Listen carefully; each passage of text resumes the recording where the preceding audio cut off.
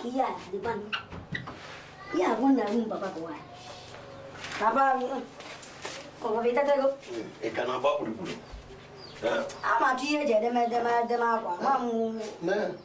Amma ya tata je. Da mun da wala na bo ni. Ngwan. Sister. Brother money me Chineke. Ogu aswa ko nsa ya atogbo.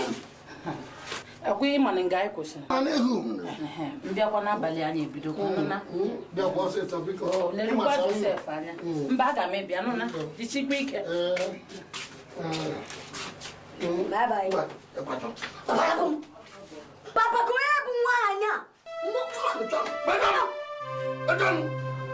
Imoya na kuzimu. Imoya na bia. Amalom. Imana ya na mo ebe ndị mmadụ jiri ada amụta ihe. Ọ na-abịa n'ụlọ na-akụziri m. Si adịkwa gị mụ. Ime ebe ta ya ụta na Baịbụl. Mba. Amụgo mmụọ ma Nehum.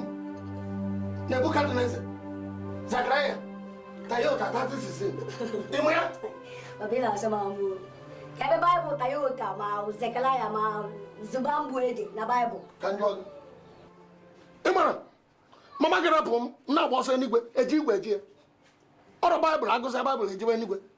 Ịmara ya mụ ebe ndị mmadụ jụrụ ada amụta ya ihe ọbịa m nọ na-akụziri m. Nna amụrụ amụta.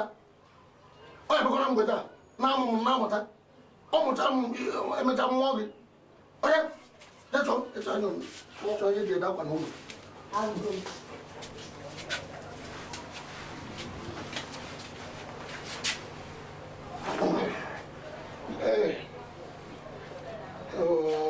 Abalị a dị mma. Oge ọmụ mmechi ọnụ nwatakịrị a eme m arụ ebe.